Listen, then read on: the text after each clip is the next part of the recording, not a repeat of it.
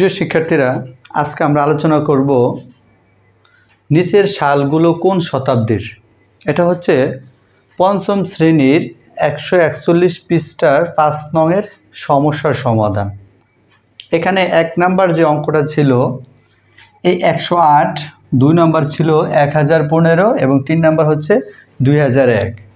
এই যে 3টা সাল আছে, এই সালগুলো কোন শতাব্দীর এটা আজকে আমরা বের করা শিখব।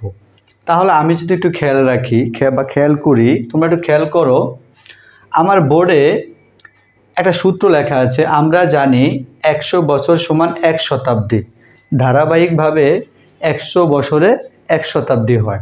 তাহলে 108 সালটি কোন শতাব্দীর? তাহলে দেখো, আমি উত্তরটা আগে এখানে বোর্ডে তুলেছি, এবার তোমাদেরকে বোঝাচ্ছি।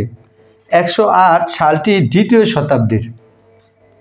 কিভাবে দ্বিতীয় শতাব্দীর? কারণ দ্বিতীয় শতাব্দী শুরু হয়েছিল 101 থেকে 200 সাল পর্যন্ত। মানে আমি একটু উদাহরণ দেই তোমাদেরকে। 100 সাল সোজা যদি 100 হতো তাহলে এটা প্রথম শতাব্দীর, প্রথম শতাব্দী। যেহেতু এটা 101 ওভার করে, মানে 101-এ চলে গেছে, তার মানে 108-এ চলে গেছে। 100 পর্যন্ত থাকলে প্রথম শতাব্দীর।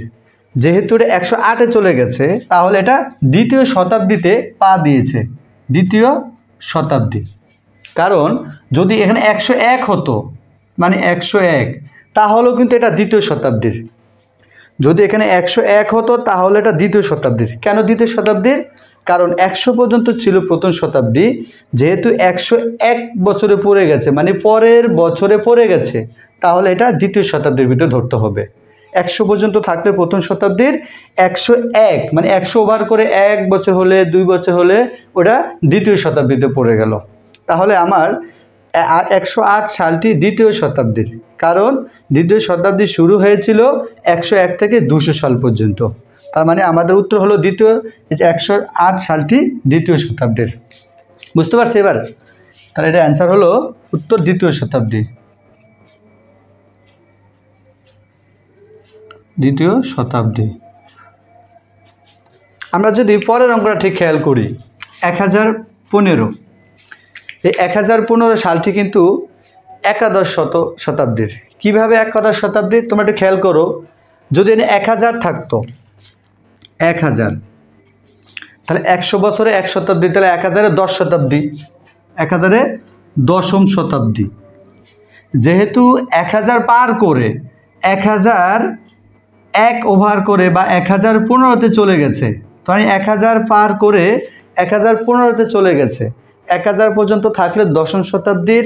যে 1015 যেহেতু আছে, তাহলে এটা মানে পরের শতাব্দীতে চলে গেছে, তার মানে 10ম শতাব্দীর পরে হচ্ছে একাদশ শতাব্দীর। তাহলে আমার 2 নম্বর প্রশ্নের উত্তরটা হচ্ছে একাদশ শতাব্দীর। আর একটু সহজ করে তোমাদেরকে বলতে চাই, এখানে আছে 10, দশম, দশমের সাথে আছে 15, তার মানে 10ম ওভারটেক করে 11-তে পড়ে গেছে, এজন্য এটা হচ্ছে একাদশ শতাব্দীর। এর উত্তর হলো একাদশ শতাব্দীর, একাদশ শতাব্দী। আচ্ছা, এবার 3 নম্বর অঙ্কটা একটু খেয়াল করো। 3 নম্বর অঙ্কটা তোমরা আশা করি বুঝতে পারবে।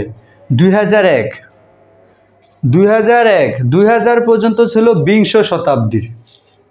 100 বছরে 1 শতাব্দী, তাহলে 2000-এ বিংশ শতাব্দী। এখন 2000 পর্যন্ত থাকলে বিংশ শতাব্দী হতো, যেহেতু 2001, তার মানে পরের শতাব্দীতে পড়ে গেছে, তার মানে এটা হচ্ছে একবিংশ শতাব্দীর, একবিংশ শতাব্দীর। এটা হচ্ছে একবিংশ শতাব্দীর। 2000 ওভারটেক করে 1-এ পড়ে গেছে, তার মানে পরের শতাব্দীতে পড়ে গেছে, এর জন্য এটা হচ্ছে একবিংশ শতাব্দীর। এভাবে তোমরা অন্যান্য অঙ্কগুলো করতে পারবে। আশা করি সবাই বুঝতে পেরেছ। ধন্যবাদ সবাইকে।